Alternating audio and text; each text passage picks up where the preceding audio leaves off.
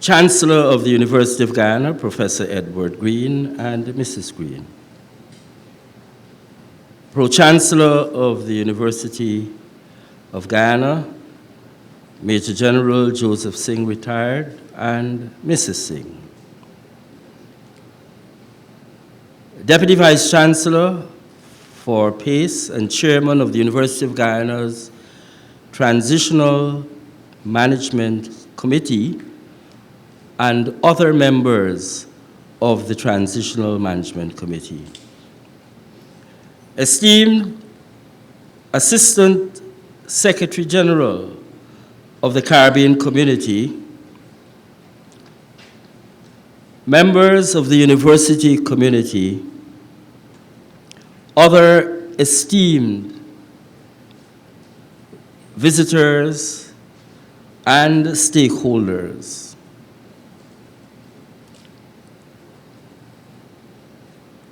dedicated staff and students of the University of Guyana. Most importantly, our community from the media fraternity, whose mission must be to spread the gospel of the need for regional integration. It is my humbling pleasure to be asked to chair this very important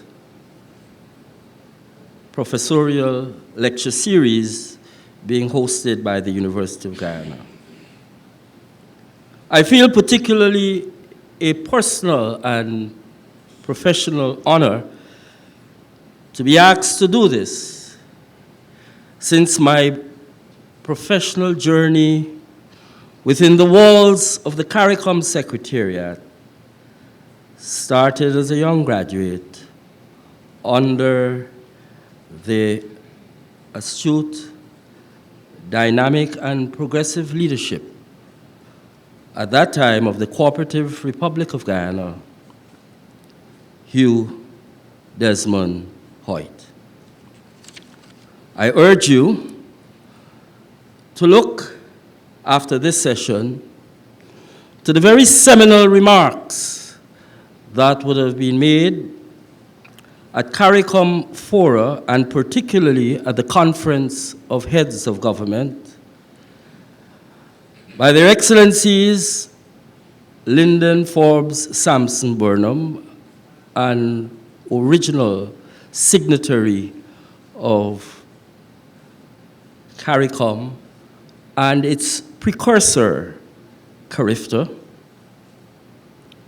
I implore that you reflect and be acquainted with some very instructive comments by the late Hugh Desmond Hoyt, and particularly, I want to point you to his seminal address on the need for regional integration and the impact that it will have on the only English-speaking country in the South American continent, Desmond Hoyt, in St. Kitts Nevis, July 4th to 7, 1991.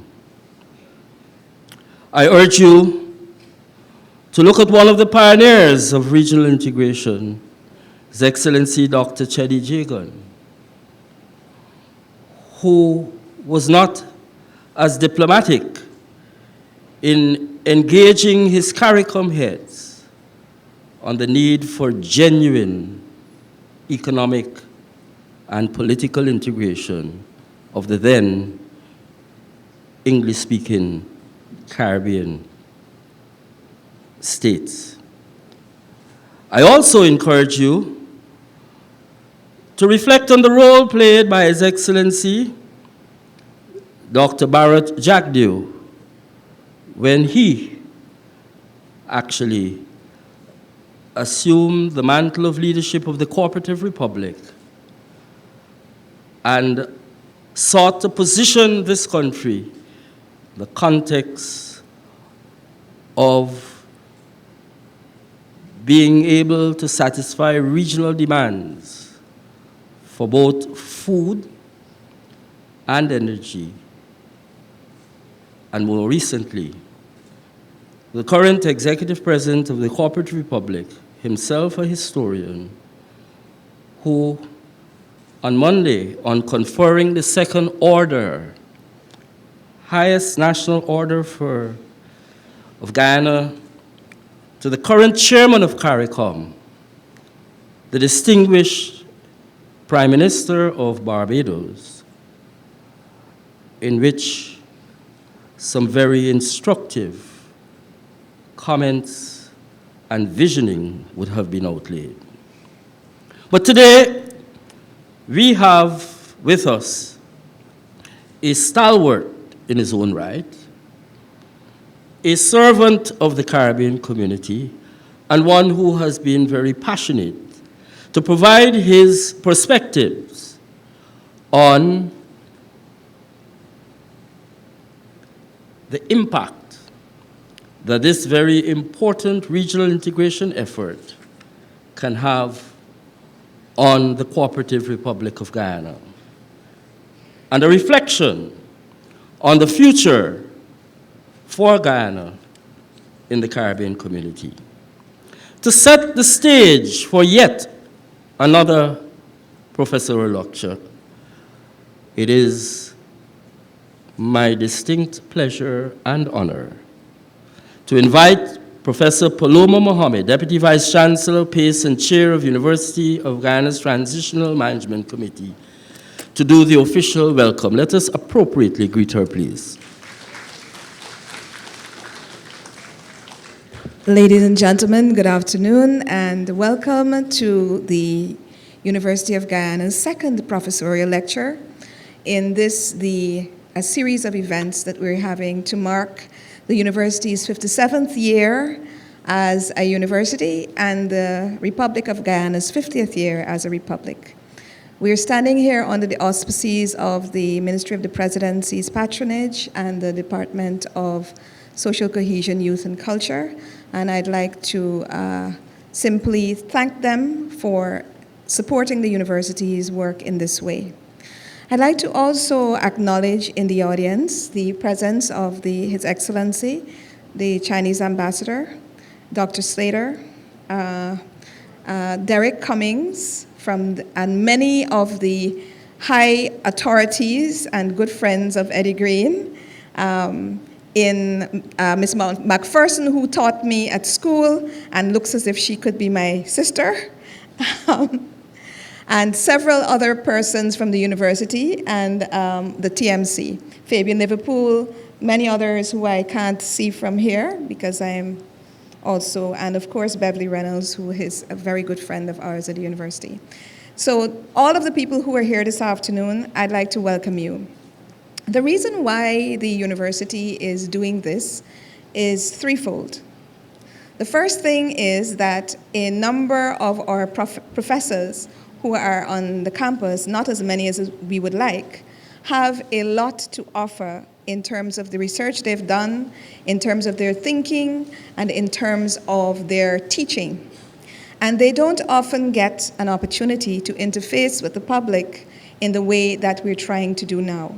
And so this often creates in the university and the public this kind of idea that our academics are not producing research, they're not doing work. And that's partially been our fault because we've not done a good job of kind of sharing this work with the public. So this is our stepping down from the proverbial ivory tower and trying to reach out to the community and to give our professors and those who are doing this kind of work a much more prominent role in the national discourse. More importantly, the university is 57 years old today. Well, not today, this year. And we have reflected upon our role very seriously this last few months. In 2040, we'll be 75 years old. And we wanted to really interrogate what the university's own role has been and what we will contribute and must contribute to the creation of the new Guyana. This year is a very, very special year for most people in the world because it is the beginning of a new decade in a new millennium. And for Guyana especially, it is the beginning, we hope, of a brand new way of seeing and doing and acting, and a brand new set of resources that we should bring into the service of everyone in our country. And we understand that the university is, if not the best, certainly one of the best places to channel that kind of vision, channel the resources to create the country that we want. It's also a distinct pleasure for me this afternoon to introduce this particular lecture in a house that is has been my home for many years since I was a child, the Theatre Guild. And of course, our esteemed Pro-Chancellor has been on the board and actually helped to rebuild this place. I see Desiree Edgell at the back there, who's also lived here, and so many people. But also to introduce, in a certain sense, not formally, our new Chancellor. I'm not going to say what the Pro-Chancellor is going to say because he has the formal introduction. But really and truly, the university is very lucky, very, very, very lucky to have been able to secure the services, the passion, the drive, and the total commitment of Eddie Greene. Professor Greene is one of the most important intellects, but quiet intellects of the Caribbean. And he's spent his entire life really promoting others and promoting the work of CARICOM. And I think his own intellectual work has taken a secondary kind of place in his life until now. And so we're hoping that with him at the helm of the university, he has been an academic himself, but also has written extensively on many things, including race, for instance. A lot of people don't know this. And several things, of course, with what he's associated with. We hope that he will be able to bring the stature. We know that he has been doing a tremendous amount of work already with universities outside of Guyana, and he has infused a certain gentility, I think, and being the consummate diplomat, civility already into the university and its relations.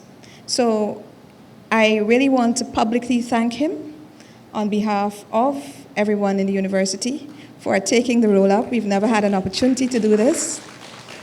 And to thank his wife, Oriel, because we kind of got two for the price of one, because she's also very much involved in the work that he is doing, supporting, and also helping. And also to thank Mrs. Singh as well for her role because Joe has actually carried the university for the last year or so while we had no chancellor. So we have a lovely team, and I'd like to say thank you to all of you who are here. It's not my role to give the speech. I just wanted to say the reason why that gentleman over there is saying so much about this topic, it's because his thesis, his dissertation, was on CARICOM. So that's Dr. Nigel Gravesandi, who is the university's registrar. He's a historian. And so the reason why we chose him to be the discussant for today is simply because this is his area of specialty. So if he is exuberant and gives extended comments in between, it's because he can't help himself. He's confined to an office as an administrator.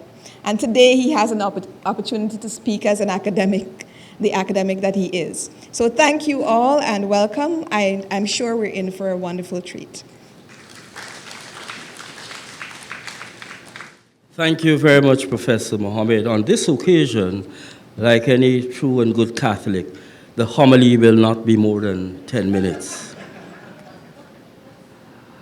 It is my task to invite the university's Pro-Chancellor, Major General Joe Singh, to bring some introductory remarks. I have had the seminal pleasure of engaging Major General Joe Singh on two different periods of his professional life. As Chief of Staff of the Guyana Defense Force and as Interim Chancellor of the University of Guyana and Pro-Chancellor. And I have had no doubt in my mind about his passionate commitment for the issue of the regional integration movement.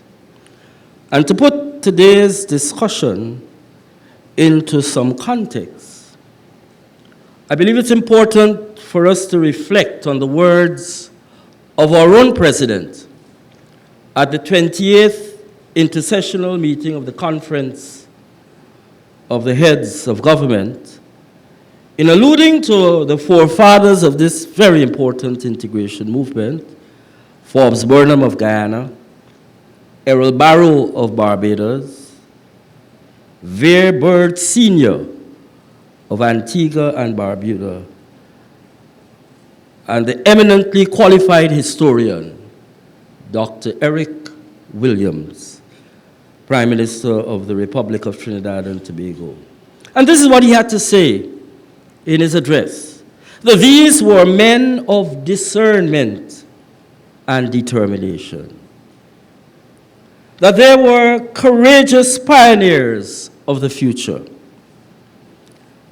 And he referred to the words of Dame Eugenia Charles at a very tricky moment of the integration movement, when she called upon her heads 5 years later and said, if we do not unite for the common cause of our peoples, we will be perceived by the rest of the region as mere specks of dust floating in the Caribbean Sea.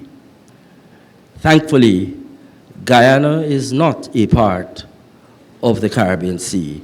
And in that context, I invite my distinguished colleague and friend, Major General Joseph Singh, retired. Please welcome our Pro-Chancellor.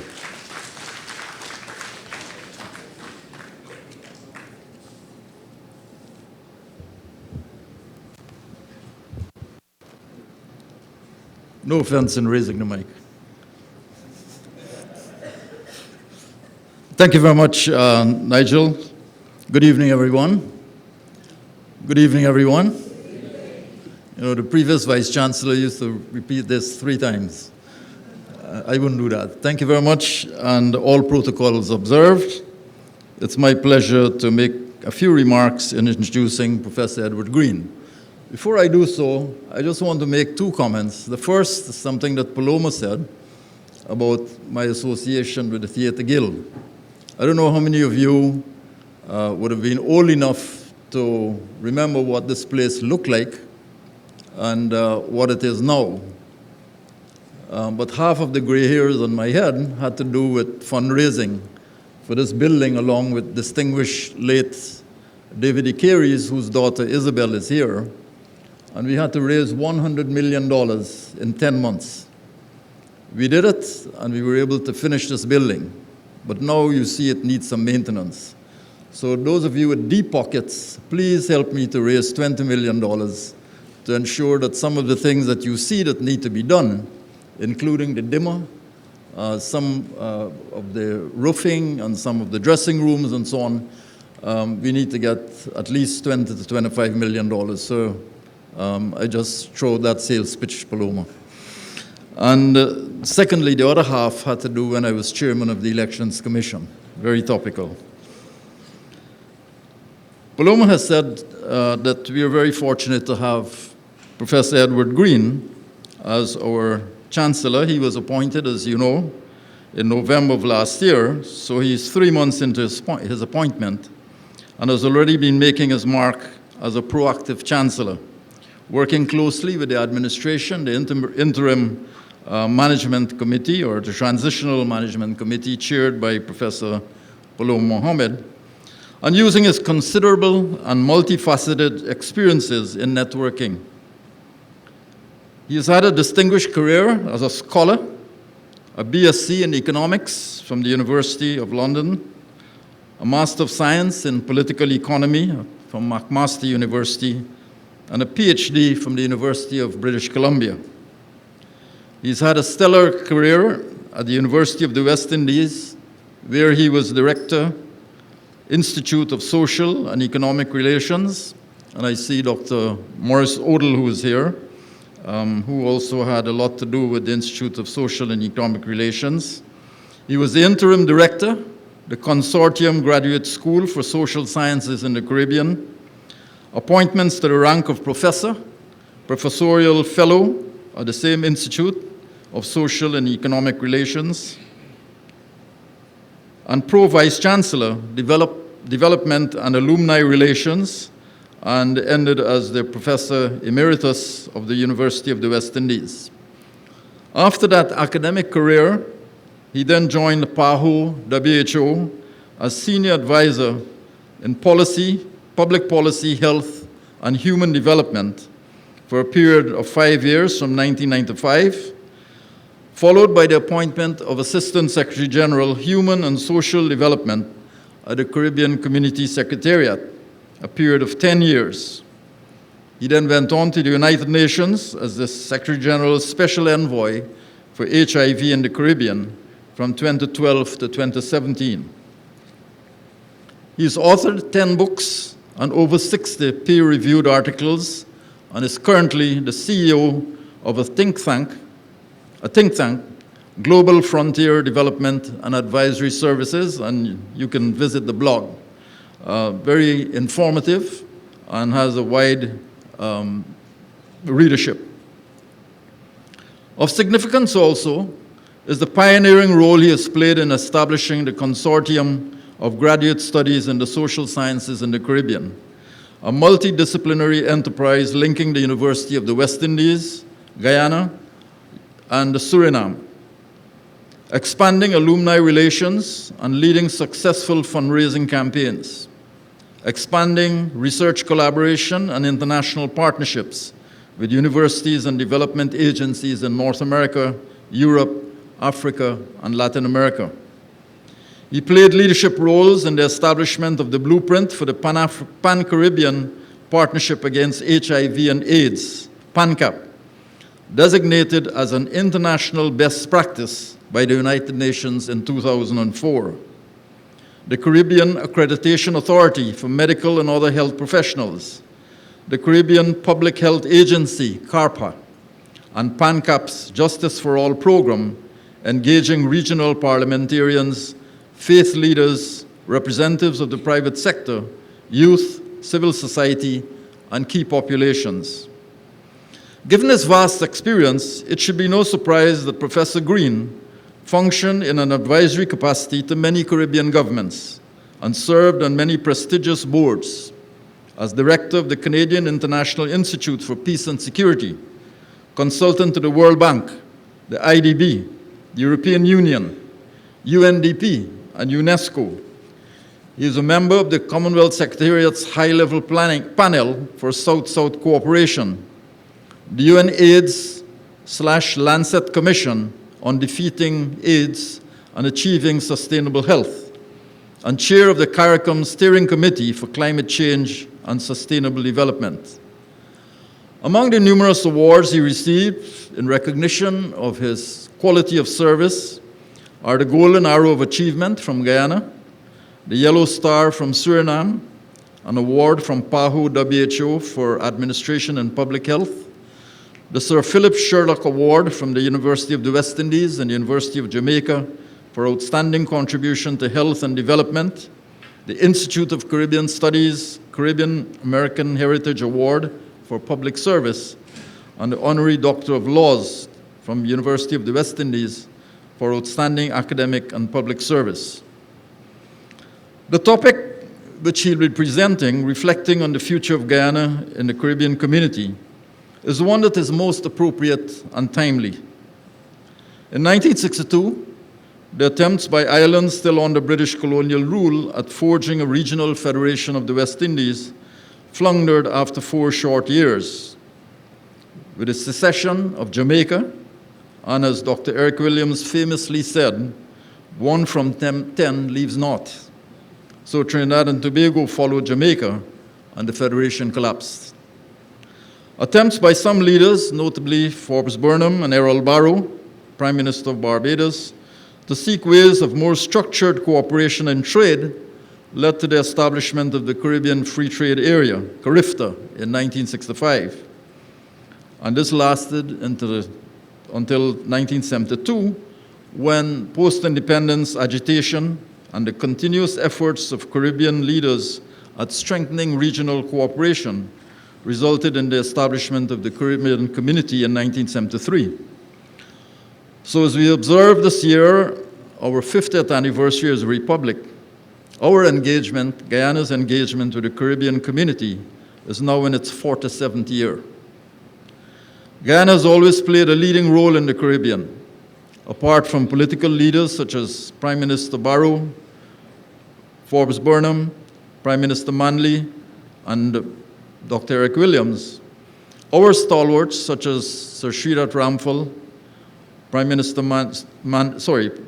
our former Permanent Secretary and Minister of Foreign Affairs, Rashley Jackson, and Ambassador Rudy Collins, work alongside other colleagues such as Secretary General William Dimas, Sir Alistair McIntyre, Dr. Norman Girvan, and others, and apply their minds and their energies towards establishing a platform based on pillars of shared experiences of slavery, indentureship, and colonialism. It evolved through the West India Commission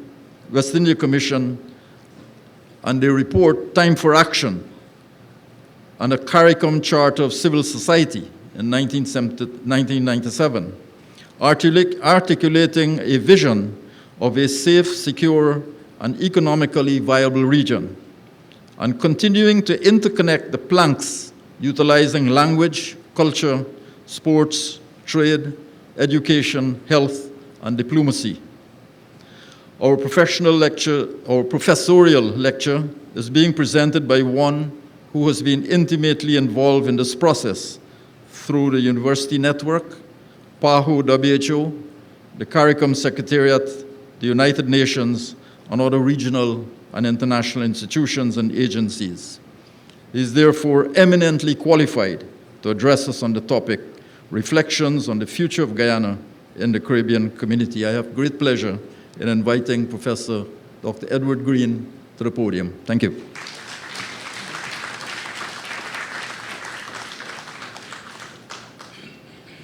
Thank you very much, Pro-Chancellor,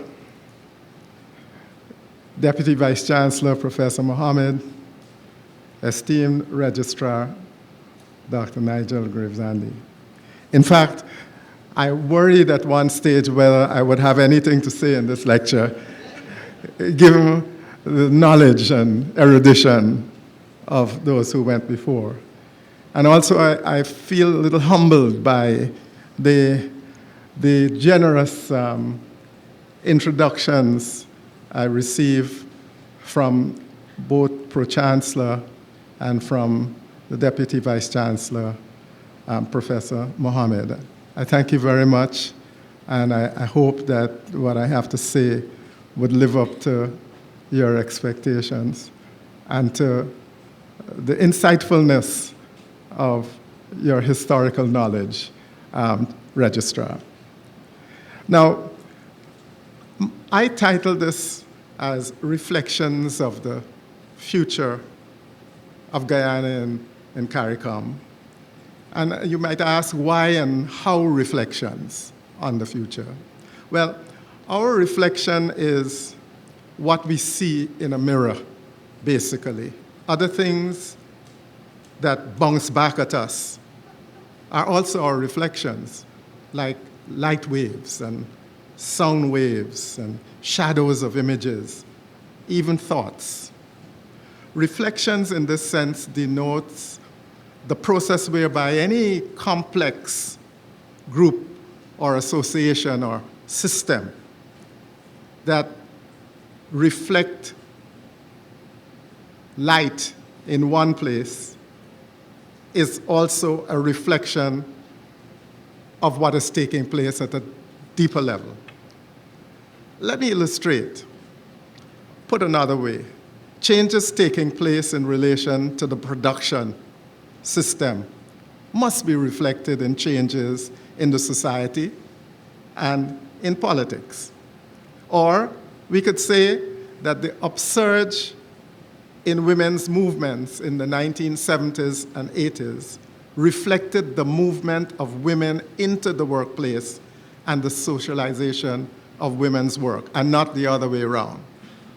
But there's another, more philosophic way to think of reflections as they apply in particular to the integration movement. And now my CARICOM colleagues would wonder how it is I am here with this iPad rather than the PowerPoint. You will forgive me if this afternoon I will not deal with PowerPoints. But really I was saying that there is another more philosophical way to think of reflections.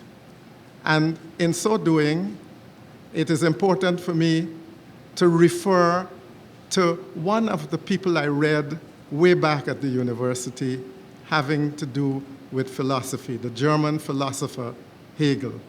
He was of the view that contradiction is at the root of all movement and validity. He said, it is only insofar as something has a contradiction within it that it moves, has an urge, and an activity.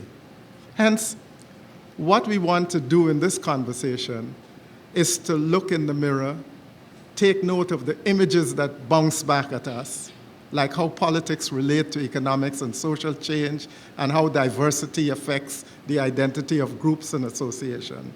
As we note all these images, we note too that they have been built on reflective contradictions. So given the history of association, reflections on the politics and economics of Guyana, I submit to you, are manifested in the developments and contradictions of CARICOM. Guyana in CARICOM is important. Guyana's embrace of CARICOM is underpinned by the fact that it is one of the founding members of CARIFTA in 1968, one of the signatories to the Treaty of Chaguaramas in 73 that established the Caribbean Community, the host of the inaugural CARIFESTA in 1972, one of 3 original signatories to the Caribbean Court of Justice as the region's court of final appeal, and it is the site, importantly, of the CARICOM Secretariat.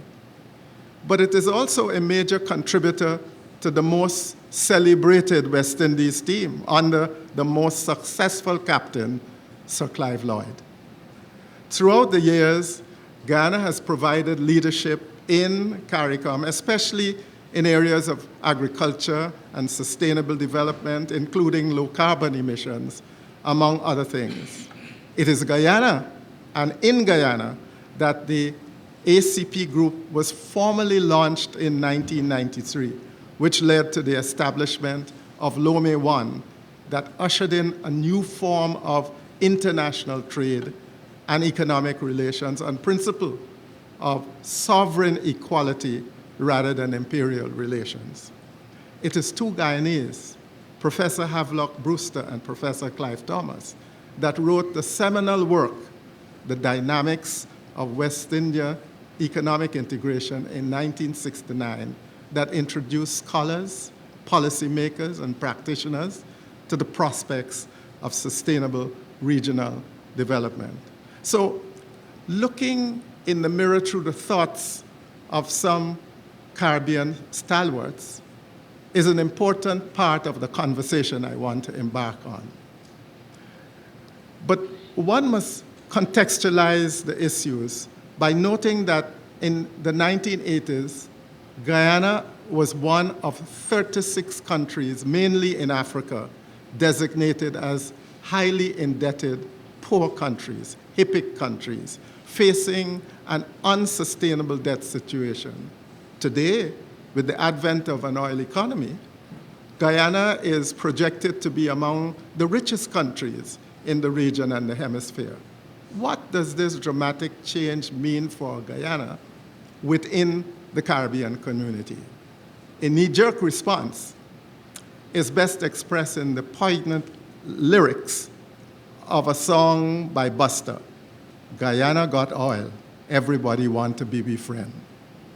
But the question is best answered through the reflections of some thought leaders who have pronounced on the kernel of regional developments. First, that integration for the Caribbean is not an option, but an imperative. And second, based on history, Guyana's umbilical connection to CARICOM. So let us look at integration as an imperative. What are some of the reflections of our major leaders of thought, those who reflect through thought? In his book, My Political Journey, the Most Honorable P.J. Patterson, a former Prime Minister of Jamaica, clearly reflected on the work of Brewster and Thomas that define some of the core principles leading to the benefits of regional integration. Despite the experience of Guyanese narrated by Buster, these principles remain true today. Growth and human development that allow people and inputs to move to more productive opportunities. Harmonized frameworks across borders for mobility of goods, service, and people. New explorations of regional economic policies like the one we are to embark in Guyana with oil. Creating markets, larger pools, and diversified resources for production bases. The Most Honorable Patterson, while identifying its failures and defects, stressed some of the major accomplishments of CARICOM, which are often disregarded in the rush to castigate the regional movement. He points to its record in the areas of functional cooperation, especially education, health, and responses to natural disasters. Outstanding examples which he gave are the Caribbean Examination Council and the Pan-Caribbean Partnership Against HIV/AIDS, as you heard, designated by the UN as an international best practice, mainly for coordinating positive regional responses to HIV/AIDS. Please permit me to recognize this afternoon one of the stalwarts that have taken PANCAP forward to new spheres. Mr. Derek Springer, the just now outgoing director of PANCAP, and I would ask you to use this opportunity to show him your appreciation.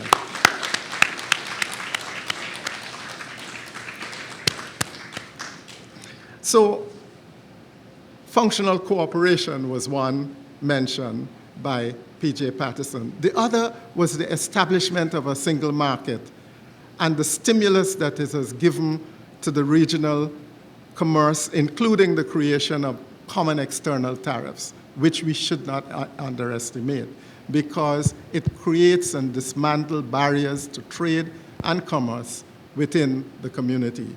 Then there was the establishment of the Caribbean Court of Justice, empowered to exercise original jurisdiction, and it offers the option of a court of final jurisdiction, which so far has been taken up by only 5 countries, including Guyana. Another reflection that illumines the imperative of integration is provided by Sir Sridhar Ramphal in his first memorial lecture, the Rex Nettleford Memorial Lecture at the beginning of the last decade in 2011 in Trinidad and Tobago.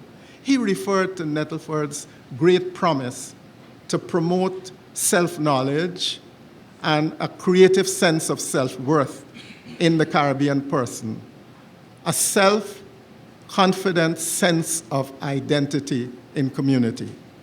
Sir Sridhar's eloquent lamentation offers a relevant caution to our reflections on the future of regional integration. He said, the several tiny pieces of our archipelago so preoccupy themselves with island home that together they are losing their vision and abandoning their project of a Caribbean homeland. So Sridhar appealed to the Rex Nettleford's memory to help to recall us to our destiny. And that recall looms large in the reflective thoughts and corrective actions required to fashion a viable regional economy of which Guyana, even with its prospects of buoyant prosperity in the new economy, will be a major beneficiary. So Guyana's umbilical connection to CARICOM is indeed its destiny. To achieve this destiny, it is clear that the community must exist not merely in the words of the Treaty of Chaguaramas, but as a tangible entity seen as its people as a vital part of their lives. Again, Sir Sridhar, in his newest book of global citizenship, he helps us to reflect on what the community may have been today if Guyana had not inexcusably abstained from joining the Federation. He said, it would have been a state that commanded our national pride and respect of the international community while keeping our several islands' cultures and value. But yet, we must reflect that it is Guyana, together with the Antigua and Barbuda and Barbados, which initiated the Caribbean dialogue in 1965 that led to the revival of the regional integration movement with the establishment of CARIFTA. And it was Prime Minister of Guyana, with his counterparts in Barbados, Jamaica, Trinidad, and Tobago, together that signed the Treaty of Chaguaramas, as our resident historian has already told you. And this has been aptly referred to as, by the West India Commission, as a landmark in the history of West Indian people. But there are reflections of contradictions and challenges. In the history of integration, they impede the movement towards a mature union.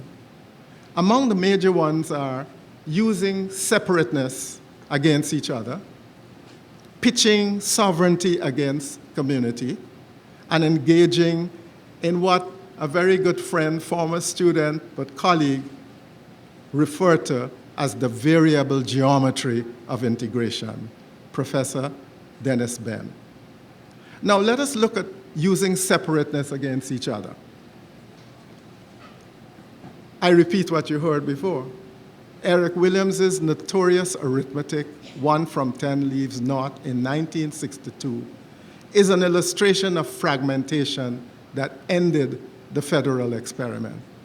At the same time, he was the same scholar politician who advocated for a unified front in dealing with the outside world in diplomacy, foreign trade, and foreign investment. In his book, From Columbus to Castro, he pronounced that the countervailing power of small individual units vis-a-vis strong outside governments and companies requires nothing less than a single center of decision-making. This, I believe, is the overarching confrontation posed by the Honorable Mia Mottley recently about the US Secretary of State's visit to Jamaica. The stand taken by the Prime Minister, however, triggers another kind of reflection on the regional disagreement about what was done after the internal coup in Grenada in October 1983, when some countries, including Barbados, Jamaica, and the OECS territories, concealed their intentions to support the US invasion that prompted the famous Calypsonian Gabi's appeal to the then Prime Minister, Tom Adams. He said, "Is it necessary to have so many soldiers in this country?" With the refrain, left, right, government boots stopped them soldiers from marching. Incidentally, this calypso was produced and directed by a UG alumni, Dr. Eddie Grant, in his studio. But overcoming this separateness was also the essence of reflections by Sir Arthur Lewis on the earlier Caribbean movement in the epilogue to Sir John Mordecai's book, The Case of a West Indian Federation. His view was that the West Indies need a federation as the ultimate guardian of political freedom. Federation, he said, is needed to preserve political freedom. At a later period, it must be recognized that Prime Minister Manning of Trinidad and Tobago was to revive the issue. First in 2004, when he floated the idea of a political union of Trinidad and Tobago with Grenada and St. Vincent and the Grenadines.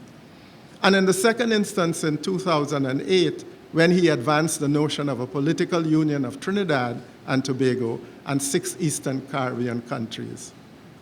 In both cases, the proposals were deemed to advance a form of separatism with top-down exclusive approach to political integration without consulting the people. In response to the 2004 formula, P.J. Patterson, Jamaica's prime minister, rejected the proposal, saying Jamaica will not be caught by a non-ball. Owen Arthur, Barbados prime minister, in 2008, likened the call for political union to a song with an exciting melody but no lyrics. The reflective thoughts in both cases reinforce a commitment to the principle of community of sovereign states. And this provides another reflection of contradictions. CARICOM countries have never agreed to harmonize their external relations, as have the 28 countries of the European Union, now 27, with Brexit formalized last week. The EU countries conduct their collective policies through a single European Commission under the direction of a Council of Ministers of the member states. CARICOM governments have clung to the notion CARICOM as a community of sovereign states. And they have placed the rights of sovereignty over the obligations of community, allowing each of them to pursue short-term benefits from external sources at the expense of longer-term gains they would get from being seen, indeed and in fact, as a solid, unshakable group. It is important to also, in this case, make the link and refer to Anthony Payne's Political History of the Caribbean, which offers a full account of the period from the end of the Federation to the beginning of CARICOM. And it fully illustrates the bitter recriminations, including the feeling of betrayal by the Prime Ministers of Guyana, Prime Minister Burnham, and Prime Minister of Trinidad and Tobago, Prime Minister Chambers, that almost led to the breakup of CARICOM. Payne's study reveals that Jamaica under Edward Seaga aimed to replace CARICOM with a lesser organization embracing non-Caribbean countries. Michael Manley, who replaced Seaga in 1972, brought Jamaica back to its roots. And A.R.N. Robinson, Prime Minister of Trinidad and Tobago, according to Sir Sridhar, I quote, helped CARICOM to return to its intellectual moorings. Sir Sridhar was correct. Reading Robinson's paper, The West Indies Beyond 1992, presented at the CARICOM Heads of Government conference in Grand Anse, Grenada in July 1989, provided a real reflection on what was happening. It referred to the structural constraints on small development states, the awareness of a common Caribbean identity to avoid Caribbean becoming a backwater, and the need to prepare collectively to improve the region's place in the international community of nations. This resulted, among other things, in the establishment of the West Indies Commission. And to solve these problems, the West India Commission report recommended a central executive committee to ensure implementation of the agreements of CARICOM heads in their collective sovereignty. It made the case for active involvement of the private sector and civil society in the region's decision-making structure. But these recommendations joined a long list of already forgotten CARICOM declarations, referred to in common parlance as the implementation deficit. But there comes the variable geometry or multi-speed integration to which I have already referred.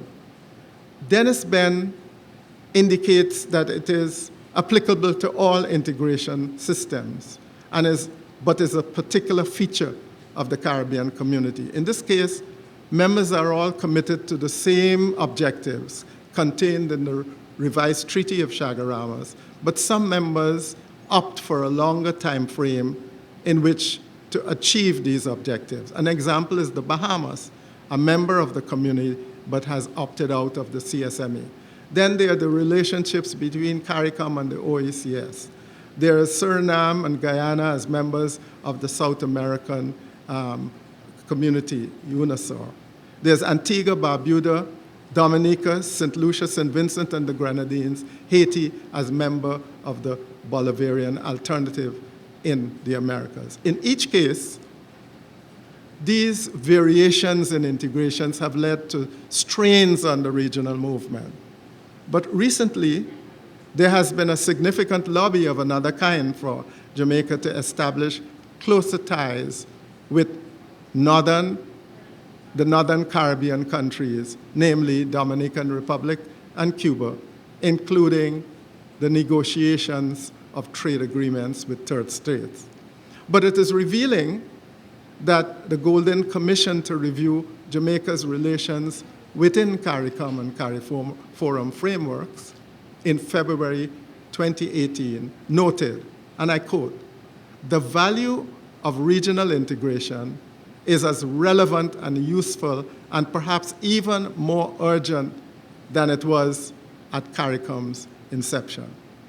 Among the novel recommendations to placate the contradiction between collective and national sovereignty, he includes instituting sanctions for willful non-compliance of commitments made and the establishment of a central disputes settlement body similar to that of the World Trade Organization, which would offer non-judicial options for settlement of disputes. These recommendations are still pending. From these reflections that I've given you, that the community, although preoccupied with the implementation of CSME, you will see that there is a requirement unifying framework. As we shall argue, this framework requires elevating the cultural symbols and an inspiring rallying call against separatism and fragmentation. Can Guyana, in its new role, its new and emerging role, in this decade, offer a lifeline to CARICOM, also for its own survival? So let me reflect on Guyana in CARICOM. And it is important to note that the umbilical connection between Guyana and CARICOM extends beyond the initiation of the community to the role that it must play in the survival and sustainability of the community. This is fully illustrated in a series of reflections on the future. They include the general charge by the current CARICOM chair and more specifically on elements of CARICOM's sustainability that revolves around a couple of things, including one, building compelling reasons for others to want to do business in the Caribbean. Two, modernizing the structures of decision through e-governance and through digitization and digital literacy. Third, understanding the pivotal role of Guyana Oil allied to the Caribbean Regional Energy Program. Four, establishing Guyana as a model of climate change by aligning oil and gas with the green economy. Five, investing in human capital. And six, making people the center of sustainable development. All these elements could be a lecture in itself. But let me try and just synopsisize, just for a while, tell you a little. And in so doing, talking about trying to truncate, I recall that at a certain hotel in a certain island in Guyana, a certain prominent person got locked out of his hotel room, but he was locked out quite naked because he took his tray out of the door and got locked out. Mortified, however, he used the tray as a shield to his parts, ran downstairs, terrifying the people that he met in the middle.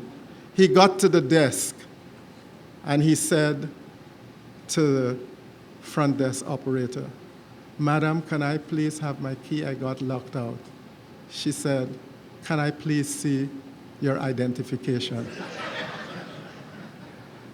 Now, we don't need identifications to deal with the call to action by Prime Minister Motley, which she so eminently did in her New Year's message as CARICOM chair.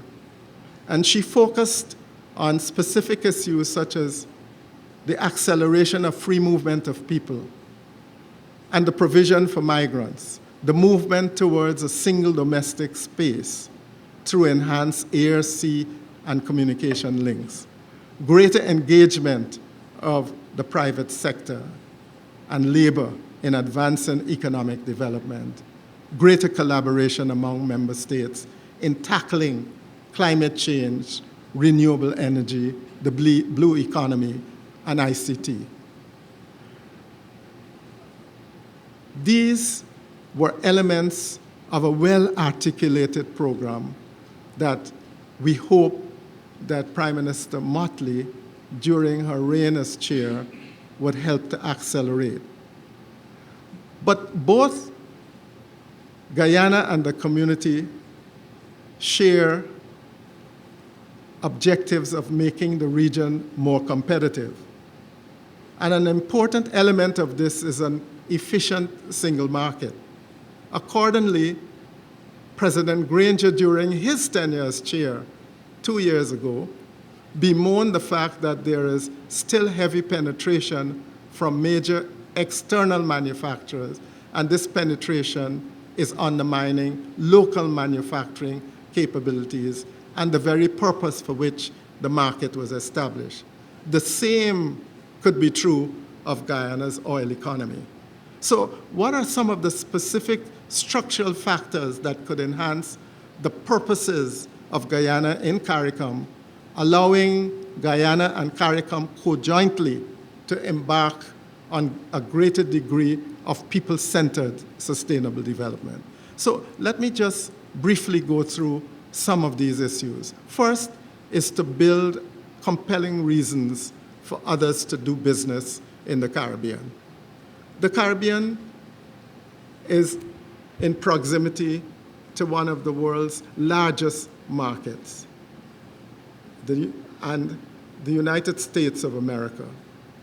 And the Caribbean represents a market of about 23.5 million people when you take into consideration that CARICOM has been expanded to include in CARIFORUM, that is the Dominican, under the Economic Partnership Agreement. And so the 23 million people collectively import 18 billion of US goods, and that was in 2018. In addition, legislation has been introduced in the USA in both houses to extend the Caribbean Basin Partnership until 2030. Guyana was a member, a beneficiary to that partnership since 2001, and it has been sustaining that partnership, including goods made with US yarn, fabrics, and threads. But of specific importance to CARICOM's economic welfare, its ability to attract higher level of foreign direct investments. And this really is based on how the region as a whole is assessed with the ease of doing business. But let us look at the record. According to the World Bank's Doing Business 2020 study, 11 of the 16 Caribbean economies implemented business facilitating reforms, and Jamaica is the top-ranking Caribbean country at 71 out of 177 countries. No economy in the Caribbean has appeared among the top 10 improvers in the last 4 years, and no Caribbean economy ranks among the top best 50 places globally to do business. When the ratings of doing business are juxtaposed with those of the Transparency International 2019 Corruption Perception Index, with a maximum score of 100 for no corruption, Caribbean countries achieving a score above 50 include the Bahamas, 64, ranked 29 in the world, Barbados, 62, ranked 30th in the world, St. Vincent and the Grenadines, 60, ranked 39 in the world, then Dominica, St. Lucia, ranked 48 and 53, Guyana with a score of 40, compared with 29 in 2060, is ranked 85th and is on the list as one of 5 improving countries. So how can Guyana in CARICOM turn the tables? Well, there have been many suggestions, but I would only highlight about 3. One suggestion is placing emphasis on e-governance, digitization, and digital literacy. In the 2019 IDB report, it indicates that 90% of Caribbean government business transactions are carried out on a face-to-face basis, requiring multiple visits, queuing, then waiting at a counter, then filling out forms, then writing letters. It says that an average transaction relating to education or health care in the Caribbean takes 5 hours. Reporting a crime takes 4.8 hours. Tax payments, 4.7 hours, as well as getting social entitlements like old age pension. Even the most common transactions, the report says, relating to vehicles take 3.5 hours. In Jamaica, 45% of all such transactions require 3 or more visits, and that was a little better than Barbados. Both the 2019 Transparency International report and the 2019 IDB survey address issues of corruption and illegal payments made to resolve issues. And the report indicates that 18% of respondents paid to ensure access to public service to which they were entitled free. The figures were particularly high among those surveyed in Guyana at 27%, but significantly lower in Barbados.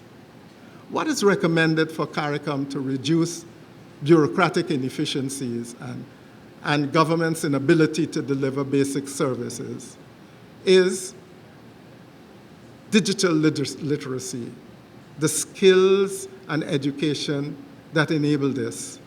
full and reliable high-speed 4G connectivity, and financial inclusion so that all can make and receive digital payments.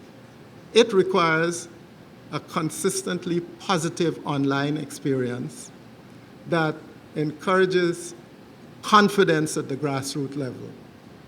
It needs significant financial resources and a significant development program if the region is to achieve the levels of integration between governments and its citizens.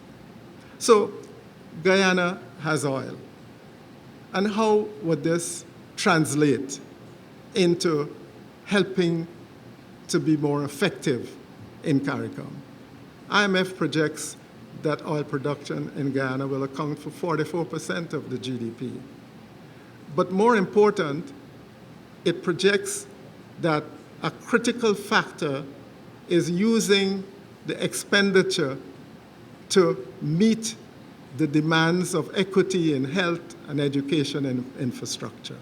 In this regard, there's an ongoing discussion of how you deal with the Dutch disease, how you deal with escalating public debt, and how you deal with establishing a national resource fund following the onset of oil. These programs need to recognize the value, and a lot of people are now commenting on these, and we need to join the discussion.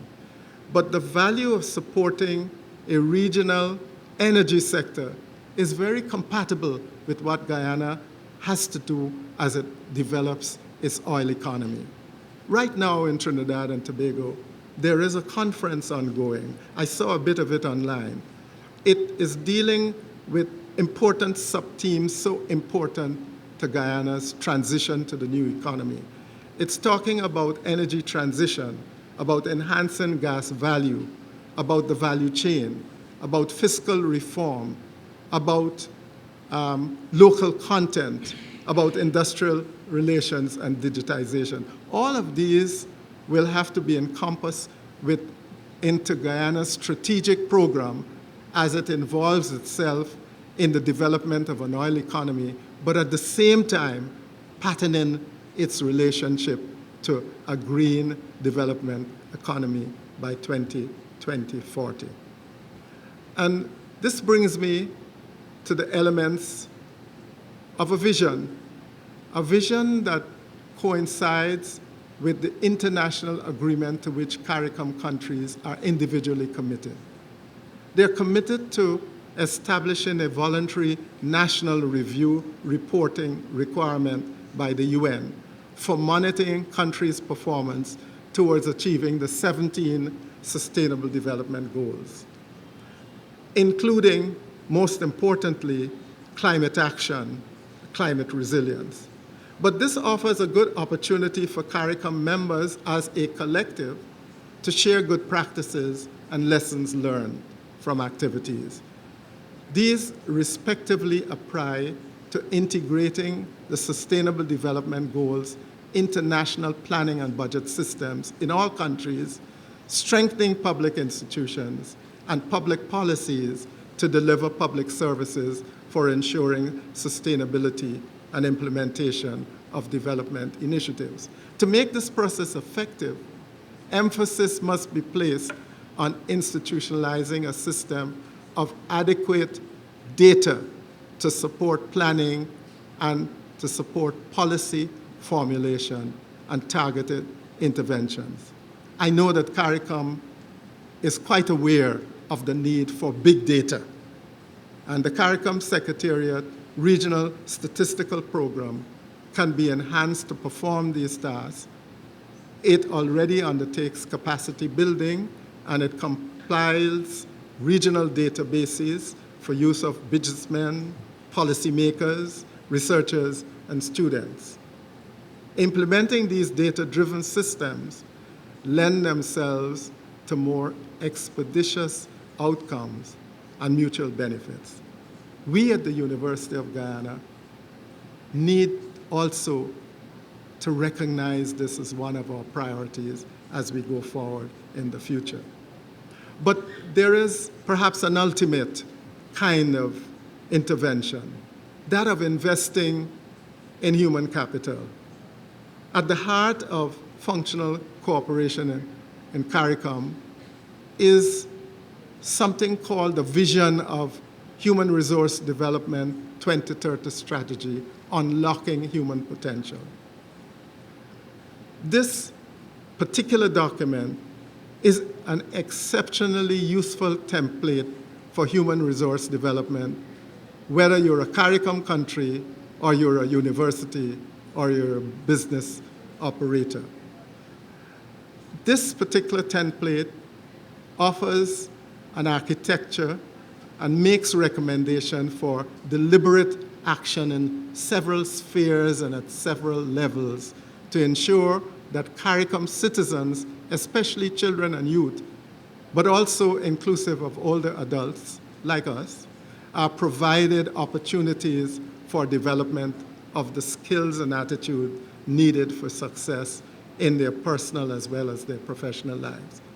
There are so many of these things that we need to zero in on according to the CARICOM report, which I will not go in detail, but I just mention a few because it looked at a hierarchy of the 10 most important skills and competencies needed in employment in this decade. And it lists complex problem solving as number 1, followed by critical thinking, creativity, people management, coordination with others, emotional intelligence, judgment and decision making, service orientation, and cognitive flexibility.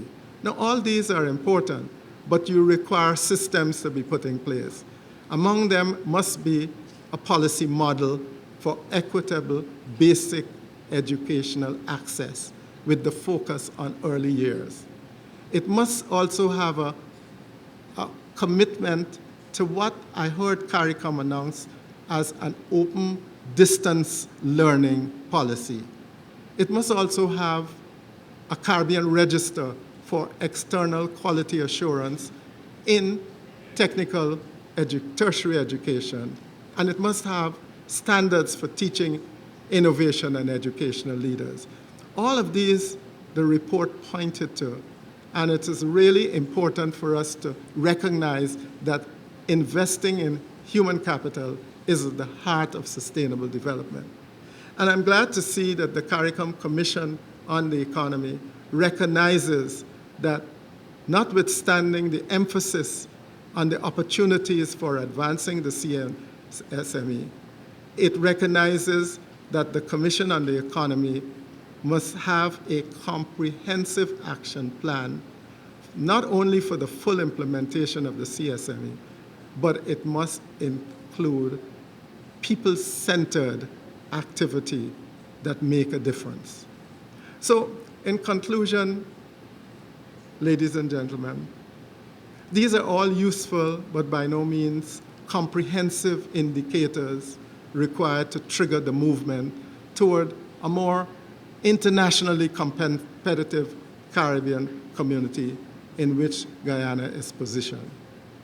But what we must focus on in particular, besides the things I've mentioned, is a cohesive, coherent, coordinated foreign policy. That is essential. The community has to be mindful that geopolitical rivalries, especially among China, Russia, and the USA, are contributing to the revival of the Cold War that threatens the Caribbean as a zone of peace.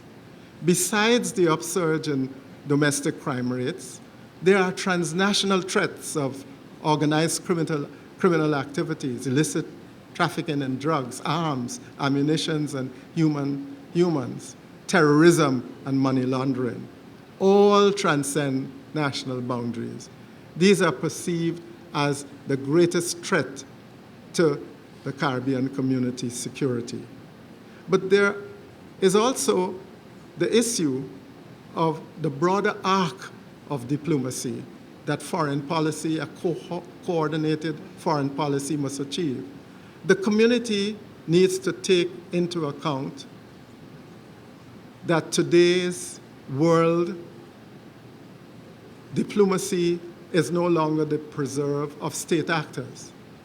Non-state actors, NGOs, civil society, corporations, think tanks, influential personalities, the media, faith-based organizations, they all play an increasingly influential role in the conduct of diplomacy and international relations and should be tapped as supportive advocates. In this regard, in the absence of many big think tanks that we see in the developed world, there is need for greater effort to be made to establish working links with region academia working in areas of development and of international relations.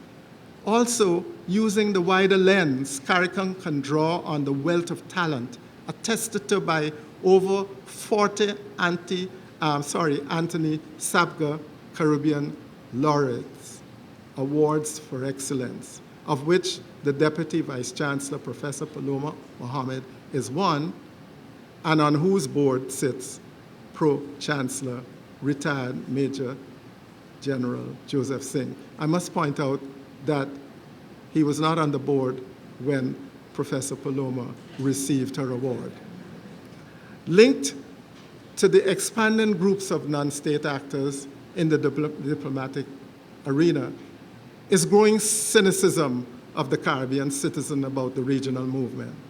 Nowhere is this more evident than the results of the referendum in the Bahamas in 2016, where the population rejected the government-supported proposals for constitutional change on citizenship, and of all things, on gender equality. In Antigua and Barbuda, Grenada, St. Vincent and the Grenadines, referenda on whether or not to support the CCJ as a final court of appeal were roundly defeated, notwithstanding that Antigua and Barbuda government had a solid majority and Grenada government rules without a single member of the opposition.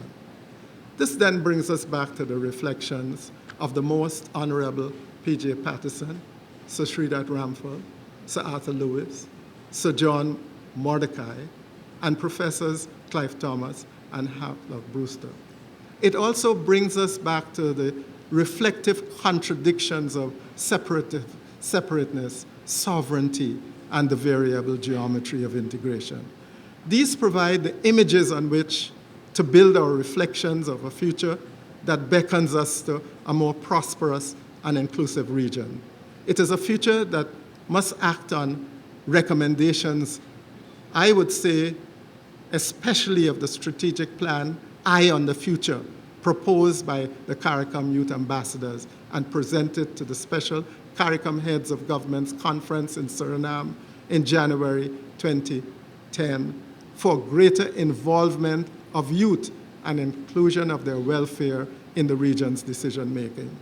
It must recognize also creating mechanisms that bind people together, like involving civil society, reasserting the charter of the Caribbean civil society, and making free movement a reality. It must also reconsider the value of an association of Caribbean parliamentarians, including representatives of government and opposition. These images accord with Rex Nettleford's reflection of a self-confident sense of identity in community that recall us to our destiny. Failure to embrace these reflections in the future of Guyana in CARICOM will impede the regional mission. Indeed, the region would have lost the imagery of its soul. It is a loss we cannot afford. Thank you very much.